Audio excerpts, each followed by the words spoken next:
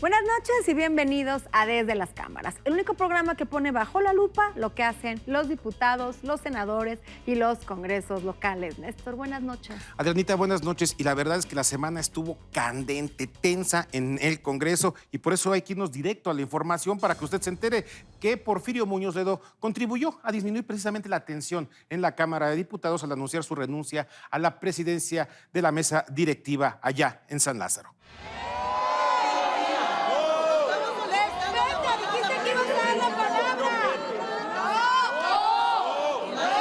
Sírvase de desalojar la tribuna quienes están interrumpiéndola por la vía física. Con protestas y acusaciones, el PAN y Morena libraron su tercer round por el pleito de la presidencia de la Cámara de Diputados. 13 horas de gritos y después Porfirio Muñoz Ledo dio la sorpresa. Y he reflexionado, vengo a anunciar mi retiro de la presidencia de la mesa directiva de la Cámara de Diputados.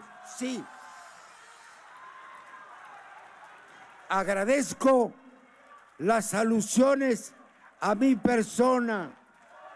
He registrado más de 100, unas amables, otras críticas, algunas las menos injuriosas. Los morenistas y sus aliados se le entregaron.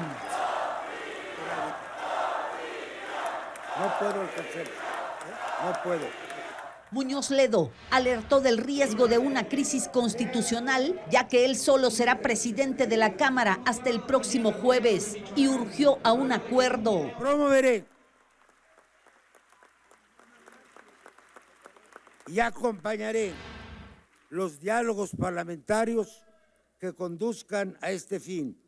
No seré obstáculo para los entendimientos y garantizaré la legalidad de un proceso a fin de evitar esa delicada crisis que se nos avecina. La oposición le reconoció su valentía. Fue un escenario distinto al que se generó con la propuesta de Morena de reformar la ley orgánica del Congreso sin mayor trámite para mantener a Muñoz Ledo en la presidencia hasta enero del próximo año y darle al PAN, PRI e incluir al PT para dirigir la mesa directiva 6 meses cada uno. Y lo equitativo implica que se tome en consideración la proporcionalidad de los grupos. El 15% de representación que tiene el PAN en esta Cámara no puede aspirar a un periodo que equivale al 33%. Con ánimos encendidos.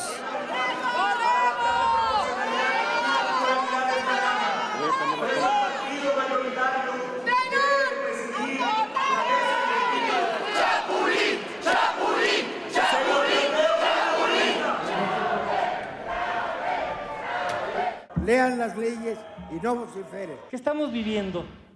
El fraude a la ley, el fraude a la democracia, el fraude a la legalidad. En ningún lugar del mundo se acepta cambiar la norma una vez que se inicia un proceso. Fue una guerra de mantas, de uno, de otro lado y de otro extremo. Y al final, el debate fue suspendido por la renuncia de Muñoz Ledo a la presidencia de la Cámara de Diputados. Pero el pleito por la presidencia de San Lázaro sigue vivo entre Morena y la oposición. Maxi Peláez, Azteca Noticias. Y los senadores de Morena presentaron una nueva iniciativa encaminada a regular el uso lúdico y medicinal de la cannabis, la marihuana. Senadores de Morena presentaron una nueva iniciativa encaminada a regular el uso lúdico y medicinal de la cannabis. Y es que insisten en que prohibir esta sustancia solo ha traído más problemas que beneficios al país. Esta iniciativa contempla una modificación sustancial al artículo 235 y 247 de la Ley de Salud y viene a complementar otras 9 iniciativas que existen en la Comisión de Justicia. La iniciativa de Morena plantea básicamente que los mayores de edad que quieran hacer uso lúdico, siembra, cultivo, cosecha, preparación y transportación para el autoconsumo de marihuana, tendrán que solicitar un permiso especial de la Secretaría de Salud. En la misma sesión, la fracción del PRD también presentó una iniciativa, pero más enfocada al uso médico. Hablamos también del uso farmacéutico, paliativo y terapéutico, adicionando disposiciones para empaquetado y etiquetado, con el fin de asegurar el derecho a la salud de las personas, tal y como se desprende de la sentencia de la Suprema Corte de Justicia respecto al uso medicinal. Ambas propuestas fueron bien recibidas por los diversos grupos parlamentarios. La propuesta que como senador del PRI hemos puesto sobre la mesa es entrarle también con más argumentos a la comercialización de la cannabis. Obviamente quitando el prohibicionismo, que esto hay una gran coincidencia con los grupos parlamentarios, pero también un andamiaje de reformas en materia de salud. El coordinador de los senadores de Morena anunció que el debate sobre el tema será a finales de este mes. Son modificaciones a varias leyes, entre otras de salud, de bienestar y también de justicia, códigos de penales y leyes orgánicas. Es decir, es todo un paquete de iniciativas que modificarán varias leyes. Consulto a la Asamblea en votación económica si el anterior asunto se considera de urgente. La semana próxima continuarán en la sede de Jicotencal una serie de conversatorios en donde especialistas y académicos seguirán debatiendo el tema. Gerardo Segura, Azteca Noticias. ¿Y qué le parece si vamos ahora a la entrevista que nos preparó para esta semana nuestro compañero Víctor Sánchez Baños? Víctor. México está dentro del Pacto de París, que lucha contra el cambio climático. Disminuir cuando menos 2 grados centígrados el crecimiento de la temperatura en todo el planeta. Sin embargo, hay mucho camino que avanzar y de esto vamos a platicar con el senador Eduardo Murat Hinojosa. Hace un año salió el reporte del panel intergubernamental de cambio climático y hace 3 semanas volvió a salir un reporte del mismo panel y la información no es muy alentadora. No vamos en la dirección correcta para cumplir con los acuerdos de París. También salió un estudio de Naciones Unidas en donde nos dice que por los asentamientos humanos, más de 1 millón de especies están en peligro de extinción. Entonces, a raíz de esto y a raíz de lo que ha sucedido en otros países y en otros parlamentos, como es el caso de Inglaterra, como es el caso de Irlanda, como es el caso de otros países, pues México no se puede quedar atrás. Entonces, tenemos que hacer una declaratoria de emergencia, al igual que todos estos países. Y México lo tiene que hacer, ¿por qué? Porque nosotros siempre hemos sido pioneros en el tema de conservación, hemos sido pioneros en el tema del medio ambiente y firmamos la Ley General de Cambio Climático 3 años antes del Acuerdo de París. Por eso no nos podemos quedar atrás. Lo que implica es que nos sumemos a este concierto de naciones en donde le pedimos, porque nosotros no somos un sistema parlamentario, si fuéramos un sistema parlamentario se haría directamente, le hacemos una petición al presidente para que haga una declaración, porque él es el encargado de hacer esa declaratoria de emergencia para poder tomar cartas en el asunto y poder cumplir con los acuerdos de París en 2 temas, mitigación y adaptación.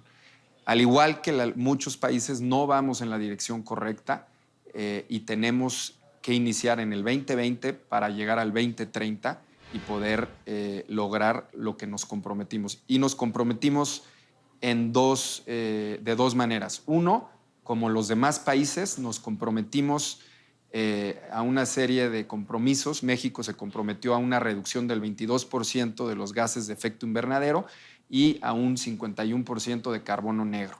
Y con la ayuda de los países desarrollados nos comprometimos a una reducción del 36% de los gases de efecto invernadero y a un 71% de carbono negro. Y eso es lo que tenemos que hacer. Y la declaración, ¿por qué es importante? ¿Por qué? Porque en este reporte lo que nos dice, bueno, estos 2 reportes y en este estudio, es que tenemos una ventana de oportunidad de tan solo 8 años para poder cambiar el rumbo del mundo y si no, no sabemos bien lo que pueda pasar. Tenemos los incendios del Amazonas que llevaban más de 20 días y no se habían podido detener. El Amazonas nos surte con más de un 20% de oxígeno a nivel mundial. Lo que está sucediendo en Groenlandia, se tenía pensado que se iba a derretir en 70 años. Cuestiones que científicos, técnicos, tenían pensado que iban a suceder estas cuestiones en unos 50, 70 años están sucediendo el día de hoy. Más de 250,000 hectáreas del Amazonas, así como 350,000 hectáreas de selva en el África, están siendo destruidas por el fuego. ¿Qué es lo que estamos haciendo los seres humanos para evitar que continúe este gran caos en materia ambiental? Cuando menos México debe participar en forma activa luchando contra este cambio climático mediante una alerta de emergencia ambiental. Por eso es fundamental que el Senado de la República, así como todas las instancias gubernamentales, disminuyan el uso de todos aquellos agentes o combustibles que sean contaminantes. Es la lucha de todos los seres humanos. Gracias, Víctor. Y ahora vamos con nuestro experto en temas financieros, por supuesto, con Alicia Salgado. Hola muchachos, ¿cómo están? Ahora estamos desde el jardín Luis Pasteur, que se encuentra en la lateral del Senado de la República, porque ha sido tomado. Recuerden que es algo muy constante de los movimientos sociales, pero eso no nos deja que podamos platicar con ustedes de un tema que es crucial. El próximo lunes vence el plazo para que la acción que prometieron tanto el sector privado como los partidos de oposición para interponer una controversia constitucional ante la Suprema Corte de Justicia que cuestiona de fondo la iniciativa que fue aprobada aquí en el Senado de la República y en el Congreso en general de la ley de extinción de dominio. Tiene que ejecutarse específicamente el lunes, porque si no, de otra manera, pues ya corre el plazo, y hasta dentro de un año, cuando el fiscal general entregue su informe, podremos ver si se rectifica o no. La verdad es que nuestro derecho es garantista, y lo que preocupa muchísimo de estos cambios de fondo que ha introducido la ley de extinción de dominio, al igual que equipara muchos delitos que pueden ser bastante graves, es que no se den las garantías individuales de defensa equitativa. Por ejemplo, la Constitución así lo establece: una persona tiene derecho a ser defendida tanto como debe ser juzgada, y todos debemos tener presunción de inocencia. Con esto se elimina absolutamente, porque en lo que se averigua, y si el Ministerio Público se equivoca, como ha ocurrido en otras ocasiones, y eventualmente pierde ese Ministerio Público, el fiscal, un juicio hasta después de 3 o 4 años, desde el primer mes podría estar decretando o determinando, pidiendo al juez extinción de dominio, y esa concederle, y finalmente no hay ni garantía de propiedad ni garantía de devolución de los bienes de esta persona. Por eso es la preocupación. Les digo, el próximo lunes se vence el plazo para interponer la controversia constitucional. Hay todavía muchas negociaciones que tienen que ver con la ley o la reforma a diversas leyes, incluyendo la de extinción de dominio recientemente aprobada, y que tienen que ver con defraudación fiscal, que probablemente pudieran estar en ese proceso de negociación política aquí en el Senado de la República, para que pudiera proceder de otra forma el bloque opositor. Yo pongo ese tema bajo la lupa desde el jardín del Senado de la República. Esta noche nos acompaña aquí en el estudio de Desde las Cámaras el diputado panista Mauricio Tabe, quien es el presidente de la JOCOPO del Congreso de la Ciudad de México. Mauricio, ¿qué tal? ¿Cómo estás? ¿Qué tal? Muchas gracias, noches, Adriana. Mauricio. Buenas noches. Buenas noches, Néstor. Mauricio, pues una amplia agenda entre una crisis de inseguridad, yo creo que de las más graves que se han vivido en la Ciudad de México. Platícanos cuál es la prioridad de Acción Nacional en este Congreso de la Ciudad de México. Mira, es histórico el papel de este Congreso de la ciudad, no solamente por la relevancia de los temas que debemos atender, la crisis de inseguridad, los problemas económicos de la ciudad y un montón de demandas que hay sobre gestión de servicios en las distintas alcaldías. En fin, cantidad infinita de problemas y temas de la ciudad. Hay una responsabilidad adicional que tiene este Congreso, que es sacar adelante una serie de leyes constitucionales que mandata la Constitución. Digo, para mucha gente que a lo mejor no está familiarizada con el tema, el 5 de febrero de 2017 se publicó la primera Constitución de la Ciudad de México. Y a partir de esa Constitución, que se busca garantizar los derechos de los capitalinos, poner límites a las burocracias y a los grupos de interés y empoderar a los ciudadanos, a partir de esa Constitución se mandata al primer Congreso de la Ciudad, que entró en funciones el año pasado, a que haga una serie de leyes secundarias que den la base para la generación de programas y nuevas instituciones que hagan realidad la Constitución de la ciudad. Nuestro papel es hacer realidad la Constitución de la ciudad con las leyes constitucionales. ¿Cuáles serían las más relevantes en esta agenda? Mira, hay dos de suma importancia. El Instituto de Planeación y todo el sistema de planeación, que lo que busca es armonizar distintos procesos de la administración pública para que los pesos que gaste el gobierno se inviertan en programas que han mostrado su efectividad a través de un proceso de evaluación. Es decir, el sistema de planeación permite articular presupuestos, evaluación, programas y que las decisiones del gobierno no sean con base en ocurrencias o en oportunismo electoral, sino que tenga toda una base de análisis y de fundamentación. Yo sé que es un ideal, pero ese es el propósito del sistema de planeación que la Constitución estableció. Ahí, además, el sistema permite integrar distintos temas claves de la ciudad, como es la sustentabilidad, desarrollo económico, desarrollo urbano, ordenamiento territorial. Es decir, que la ciudad vaya creciendo, aprovechando todo el potencial económico, cuidando el medio ambiente. O sea, es un reto, porque a veces van en distintas vías los temas. Entonces hay que cuidar que el crecimiento de la ciudad sea sustentable, que el crecimiento de la ciudad genere desarrollo económico, que además integre a los distintos grupos de población y no excluya a la población. Y otro tema fundamental, que además es un reclamo ciudadano, es justicia. Está la transición de la Procuraduría a la Fiscalía y el nombramiento de distintos ¿Para cuándo servidores se públicos. espera que se, Antes que de se diciembre. haga esta? Antes de diciembre, ese es mandato constitucional. Y hay otros temas que no ocupan como la relevancia de la agenda, pero que son importantes, que es la ley de pueblos y barrios originarios, la ley de educación, que también es un tema fundamental para la Ciudad de México, ¿no?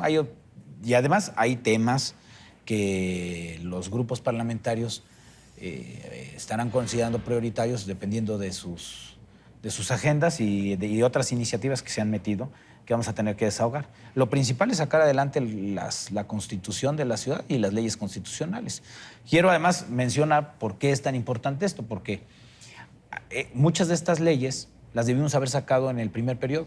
Y entonces, con el cambio de sexenio, la llegada pues, de la nueva administración, no se pudo conciliar la agenda y se tuvo que prorrogar y dijimos, bueno, a lo mejor no sale en este periodo, pero tiene que salir este año. ¿Cuántas leyes secundarias son? Estamos hablando de casi 20 leyes secundarias y nombramientos. Entonces, vamos a tener una carga de trabajo. Pues va a ser la prioridad sacar Leyes constitucionales.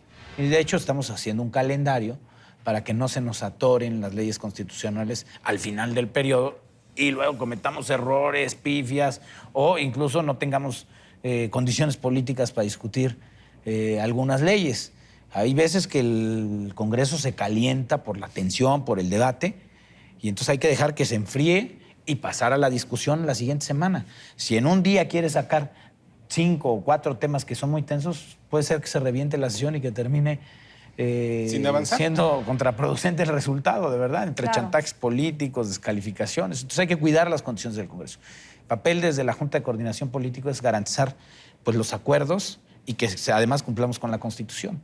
En el Congreso de la Ciudad de México vemos que pues, los intentos, digamos, de establecer mayorías permanentes y el control de los órganos de gobierno en el Congreso, pues no se dio tanto. Se sigue manteniendo un sistema de pesos y contrapesos mucho, ¿cómo se llama? Pues, mucho más parecido a lo que se tenía en tiempos anteriores, por ejemplo, en el Congreso Federal. ¿Cómo es la convivencia para la construcción precisamente de esos acuerdos y estos equilibrios? Ya es histórico lo que está pasando aquí en la Ciudad de México, porque antes la Asamblea Legislativa tenía un órgano de gobierno que concentraba todo el poder, que era la Comisión de Gobierno.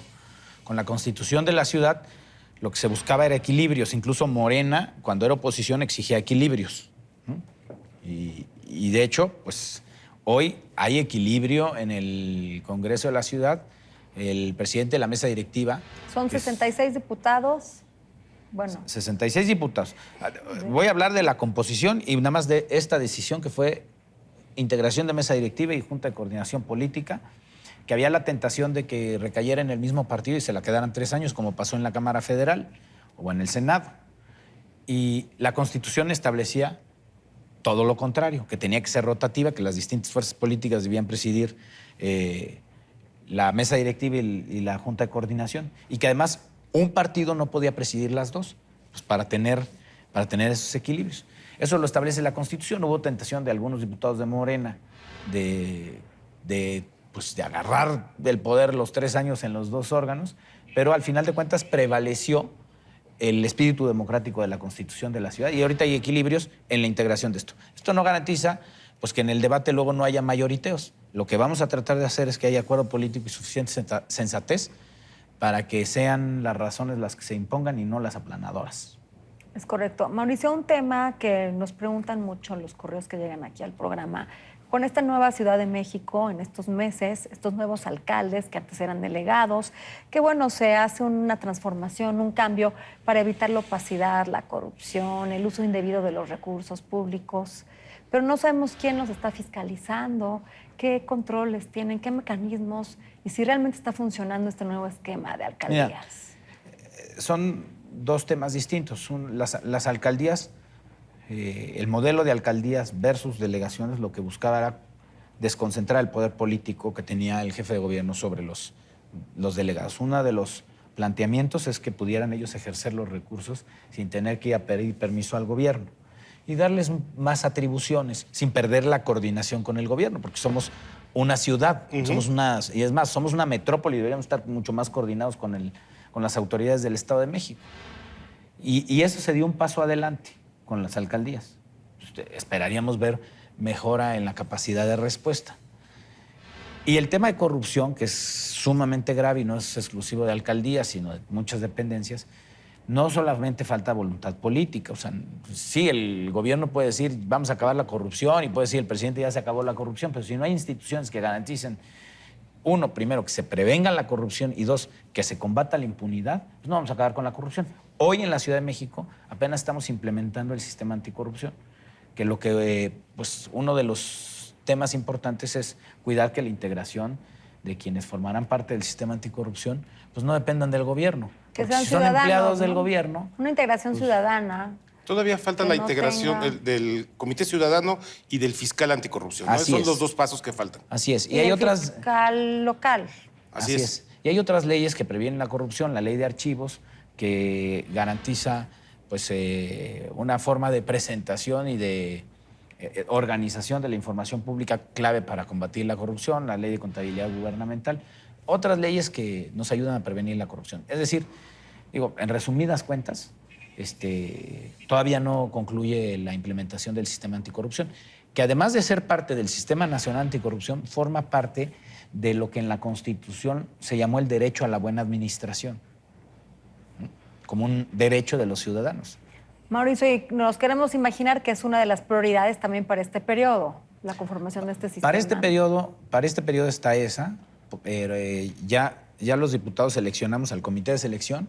Ese comité de selección designa al comité de participación ciudadana y ya nombrarán estos al resto de los que integrarán el sistema. Mauricio, pues aquí le vamos a estar dando seguimiento a todo el quehacer de la Ciudad de México, del Congreso de la Ciudad de México. Se nos acabó el tiempo. Mauricio, muchas gracias por estar con nosotros esta noche aquí en Desde las Cámaras. Y no se pierdan próximo jueves, 11:30 de la noche, Desde las Cámaras. Néstor. El único programa de la televisión abierta mexicana que se ocupa exclusivamente de los temas legislativos, la Cámara de Diputados, el Senado y los congresos locales. Recuerden, nos vemos jueves próximo a las 11:30 de la noche desde las Cámaras. Los esperamos.